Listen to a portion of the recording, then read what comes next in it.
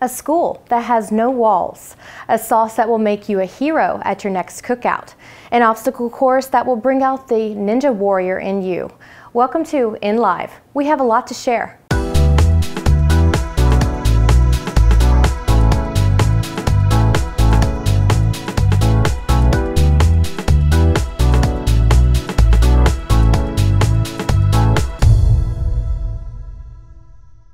I'm Melissa McTee, and you're watching In Live. We're all about the fascinating people and places featured on the pages of In Magazine. Think of us as In Magazine come to life. Joining us now is Danny Mogul, the editor of In. Melissa, I'm so excited to be sharing these stories. Well, it's summer, and you can't get through summer without outdoor grilling. The secret of grilled food is a great tasting sauce, and we were able to convince cookbook author Patricia Wilson to share her recipe for a raspberry sauce. It is quick, easy, and very tasty. Hi, I'm Patricia Wilson, and welcome to The Artful Kitchen. I'd love to show you today how to make homemade raspberry sauce. It's the season of cookouts, and this sauce is perfect. You only need 4 ingredients. This is a bag of frozen raspberries that have been thawed. This is some fig preserves. This doesn't have any sugar in it. It's sweetened with natural fruit juice. This is maple syrup, and I'm lucky that my husband's brother has a maple syrup farm, so we are enjoying maple syrup. And then a half of an orange. So I'll show you how easy this is to make it. First, you just put the berries into the blender. I like it a little bit thick. You just give that a quick blend for a quick second. Okay. So put that back into the bowl. You put in our preserves, our maple syrup, and then squeeze in the orange juice. Okay, so then what you want to do is just carefully stir that and mix that up. Okay, and then the sauce goes into a saucepan, just carefully like this. And then that's gonna go on the stove, and you're just gonna boil that actually to simmer for about 10 to 20 minutes. You only just wanna do it long enough to get the extra liquid out and to let the jam melt. Raspberries too, I wanna mention, are packed with vitamin C. The seeds especially have essential oils and vitamin E, and they contain anti-cancer properties, all kinds of healthy things, plus they're delicious. So I'll show you what I made. This is pork that I actually marinated in the sauce, and then I baked that roasted that in the oven. You can do that on the grill, and then I brushed a little more on top of it. This is salmon and tilapia, and then this is chicken breast with the sauce, and then obviously fresh fruit, and for kids and adults, peanut butter with celery. Thank you so much for joining me. Let me know how you like it. For more easy homemade recipes, check out my book, The Art of Gluten-Free Living, and visit me at patriciacwilson.com. You can find more of Patricia's recipes in the magazine. When it comes to grilling, I really love vegetables fresh from the garden, but I have to confess, although I love that fresh food, I hate all the work that goes into gardening. Okay, Melissa, what if I told you that you could have that garden without having to do any of that hard work? Meet Mike Loggins, the man behind Micro Family Farms. We started Micro Family Farms with the goal of providing families with the freshest fruits and vegetables possible. After a lifetime of benefiting from fresh food, I really had a desire to share it with others. So I developed a way that families could join in the harvest as well. And that's really what Micro Family Farm's about. We have 7 children, and Micro Family Farm has just given us an opportunity to be as a family outside and doing things that we enjoy doing together. We harvest together and we eat together. We love the idea of organic foods, but on top of being organic, we also liked the idea of farm to table, so that you had the optimum nutrition that you could possibly have.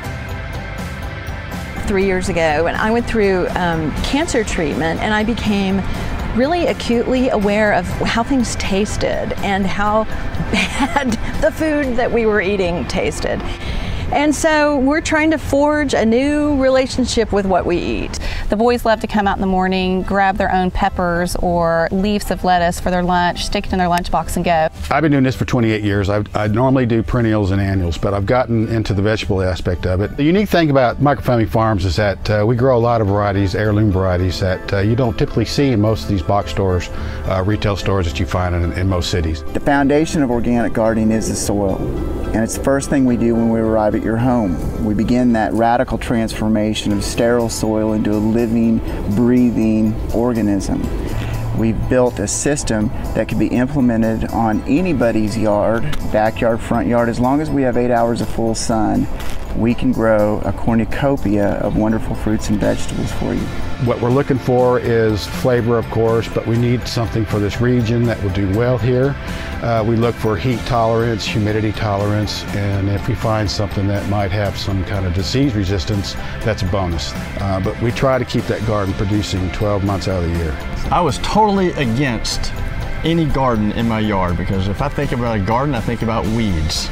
And Mike was 99% effective in getting rid of weeds. Our garden is clean and not full of weeds. But not using any pesticides either. We love that he takes the organics. He's using, garlic and sea kelp and able to prevent some of the things that most people have to ward off with traditional pesticides. It's so cool to be able to walk out and see what you're eating and know what it looks like a week ago and know what went on it or what didn't go on it. I think microfamily farms can transform your life from the way you eat to the way you perceive food to your overall health, and that's our hope and our desire is that we can bring the harvest to your table. Mike Loggins is an expert when it comes to gardening, but when it comes to coffee roasting, there's another expert in town. You know, Melissa, I drink a lot of coffee. I just, until recently, didn't know much about coffee. And that's why I turned to master roaster Jonathan Ram for answers. So I'm Jonathan Ram. I'm the owner here at Porch Culture Coffee Roasters. We are a small micro roastery in Tyler, Texas, and we are bringing craft coffee to Tyler. The two biggest variables we're working with coffee roasting are time and temperature. As roasters, what our job is just to find good combinations of gas and airflow, those times and temperatures, to be able to bring out the qualities of the coffee that we want. So this is green coffee. This has been processed off of a cherry on a coffee plant. And so the processing is equally as important as just having a good, healthy coffee plant and a healthy crop, because it has to be taken off of that, picked off the coffee bush and processed quickly enough that it doesn't start fermenting in a negative way. All coffee has a little bit of positive fermentation, and that's controlled in different ways with different processes, but this is the raw product that we get in, that we buy, that comes in the big burlap bags that everyone's familiar with, either 130 pounds or 150 pounds. And even within this, this can tell us a good bit about the quality of the coffee. We have really good quality coffee here, so we don't have a lot of problems with like holes where like little beetles have bored into, or a lot of variation in size. But these beans are a little bit smaller than the roasted process, because once we roast them, they actually have two different times that they expand. Most of our coffees actually have to go through the one stage, but they pop open a little bit like popcorn. This is the same coffee, but a finished roast. This one has just gone through that first stage of the cracks that I was talking about, the first crack, and we stopped this roast right before the second one where they would expand again. But you can see this is just a nice medium roast. Not a lot of oil showing on the beans. This is kind of where we like to be for our crowd-pleasing coffees. Just good, solid breakfast coffees. They're good with cream and sugar. People like to add that to their coffee. So coffee roasting is definitely a blend of science and art. In order to reproduce our coffee roasting recipes, one, we have just a big dumb spreadsheet of times and temperatures for the coffees that we want. We have different gas levels set for different weights of the green raw product that we're roasting. And then we also have some nice roast logging software that creates a really nice graph for all the coffees as we roast them. So it allows us to monitor the process and make sure that things are staying on track with the profile that we found to come out nicely in the first place. And then obviously, aside from production, cupping and just drinking your product consistently and critiquing it is super important. And obviously that's the fun part, is getting to enjoy the final product, but that's where we really make most of our adjustments. We don't want to just look at a graph on a computer and make an adjustment based on a graph. We want to be tasting the coffee, and if it tastes a certain way, we want to use the past knowledge that we have from the graph to change the way that we're roasting it. Now I'm in the mood for a great cup of coffee, but I want to enjoy my coffee, kicking it back and taking it easy on a large porch overlooking Lake Tyler. Do you think even a place like that exists? Melissa, I can guarantee you such a place exists. It's the magazine's showcase home. Here's a look at the home through the lens of Tyler photographer David White.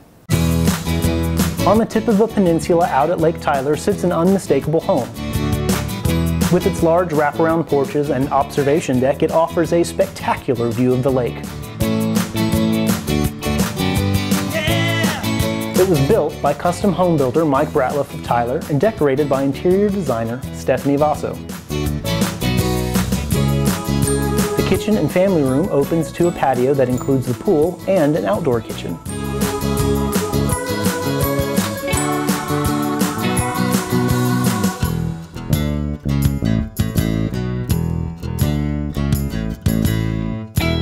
The stately two-story library houses thousands of volumes of hardcover books and a grand piano.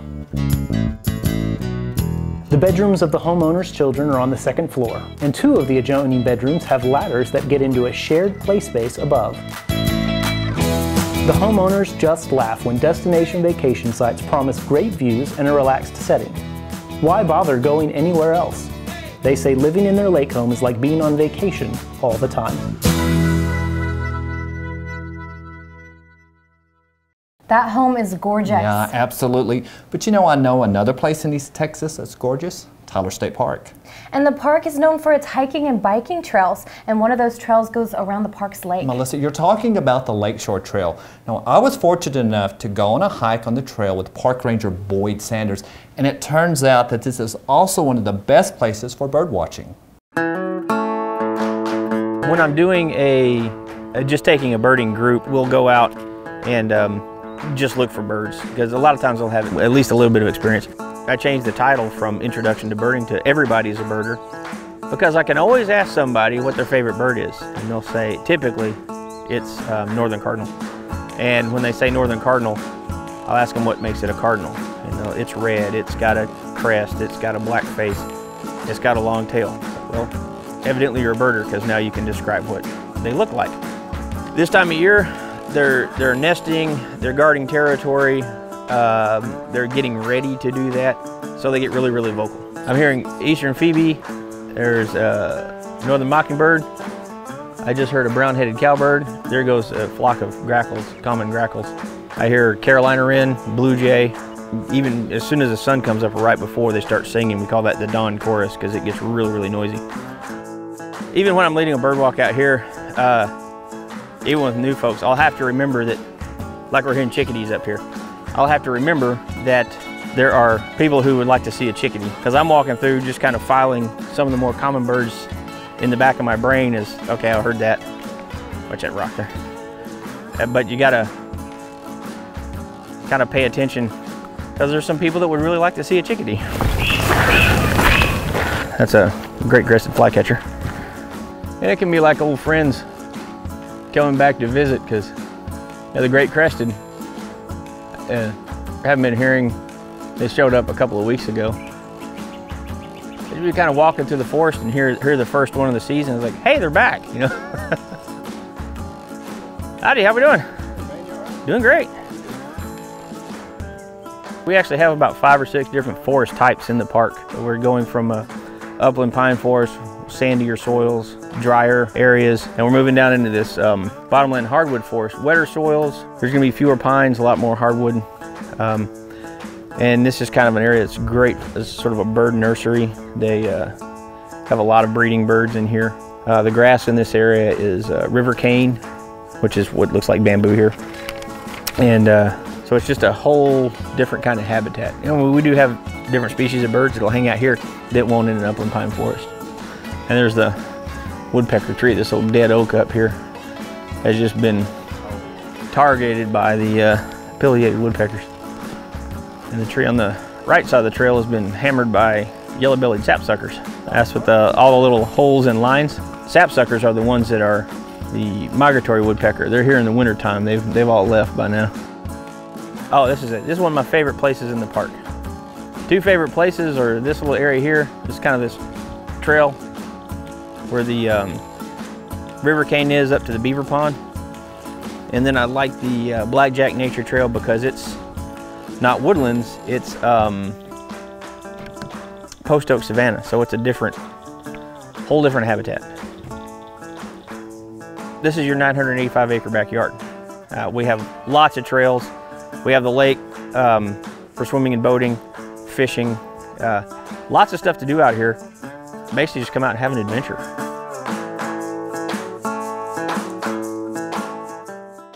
Tyler State Park isn't the only place to learn about the great outdoors. At a special place on Lake Tyler, nature and learning go hand in hand. When Camp Tyler opened in 1949, it was the first outdoor school of its kind in the nation. Kids are still going there to learn about trees, insects, and birds. Come along as we follow students on a day of discovery. You know, sometimes when you're sitting in class, like when we were kids, I know myself, you were sitting there learning from that teacher and there was always that one little something that you just didn't quite understand or you didn't get it because you couldn't get to that next level to get you there. That's what's wonderful about out here. We specialize in outdoor learning. For these kids to be able to come out into an environment like this and that hands-on approach and realize that they're learning so much while having fun is the benefit of being out here. It is an overall experience. We go over such thing as environment, erosion, what we call pond studies, where we study the life cycles of bugs and how they go from an egg to larva to a creature, and then how the fish feeds off of that. Through that whole thing of reaching in and seeing them in the net, identifying what that insect or creature may be, to see kids' eyes light up like that they can't get from just reading in a book. What we do on the fishing part, we explain how fish come about, how they lay eggs and they grow and the fingerlings and mature into fish, and we explain the importance of them in a pond ecosystem. But most importantly, the biggest thing out of that is just the kids having fun, and this is the first time that a lot of them ever caught a fish. And so as we're trying to teach those parts on why fish is important in the life cycle of the world, we want them to have fun. Same thing on the birding. We are very fortunate to be in this zone where an abundance of different birds are here. And we want kids to know that what is here, what it's about, and the purpose that they serve. You know, on insect control and the play that they have on the environment. And then just, it's really cool. It's like playing a game where when you go around the corner or you lift something up, that next surprise thing that's there, that's kind of what happens with the birding. The kids get so mesmerized on who's going to find the latest, greatest, different one. In a way, it's to get them excited about search and discovery, and that mindset that creates on not just going by what someone tells you, but you taking the initiative to step out there and figure it out on your own, and then get excited about it. And so that's why we bring those features in too, is to let them know what is out there, why it's important to the world, but it's that fun factor. We knew that we had a very unique place out here, and we knew the impact that it was having on kids and their lives on the educational side and fun side, but we also knew that it was too magical of a place not to share with other people. So we decided to open it up to we have company picnics, weddings, other school events that may not be for learning, but just reward programs, Universities use us for outdoor learning experiences with their classes. We wanted to have a place where people could come that was safe, offered a unique experience where they could come and have fun and learn and then just enjoy it. And so we welcome those types of activities and groups and hope that everybody comes out and catches the magic of Camp Tyler. Out and down. You watch your bobber until you get a bite or it goes under. See, I'm getting a bite. And it's just like that. I don't remember school ever being that fun. Yeah, me either. Okay, Danny, I have a question for you. Okay. Are you a big fan of the show American Ninja Warrior? I am a big fan of that show. You know, the athletes are amazing and those obstacles, they look impossible. Yeah, well, there's a new American Ninja Warrior inspired course right here in East Texas. It's called iNinja. Well, as far as the Ninja Warrior course, obviously the television show has been hugely popular in the United States, but also we wanted to appeal to a broader range of people. And so the Ninja course actually provides a place for we have the small ninja course, which is for 7-year-olds and below. We have the large ninja course, which is going to challenge even the best athletes out there. We did research, spent about 1.5 years researching different opportunities that were out there, and we felt really good about bringing this to Tyler. It was probably a 5-month design process, a 3.5-month building process, and then we had to make some changes as we went. And we're, like I said, we're still making changes to upgrade it and make it better and better. So right now you have floor-mounted globes, basically. There's the cargo net, there's the sea of disc that we have, there's the hanging cargo nets that are full of foam. There's the spider wall, which is a very popular option. The most famous one is the warped wall, and right now we're looking at different options that we can bring to just add to the experience.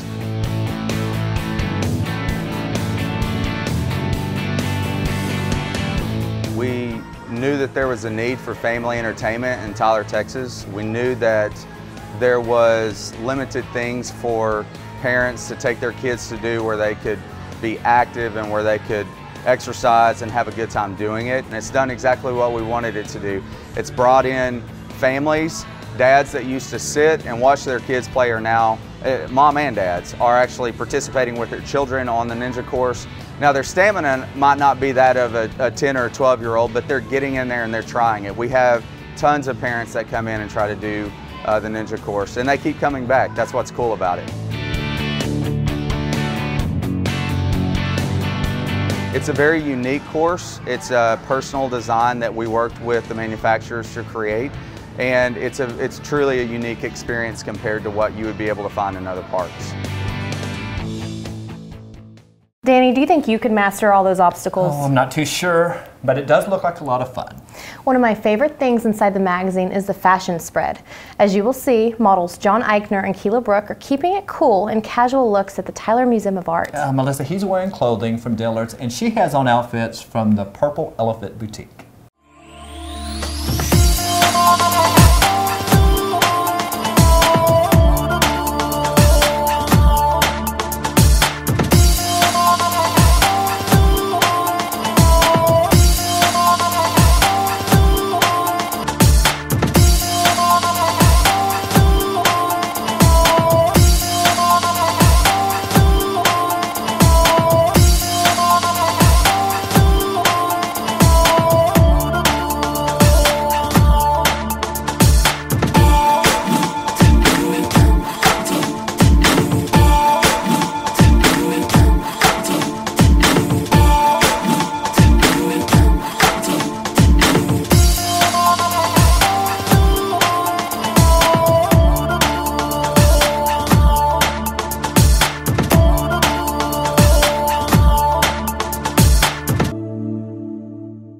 Well, that brings us to the end of our show. Thanks, Danny, for joining us today. You know, I had a lot of fun.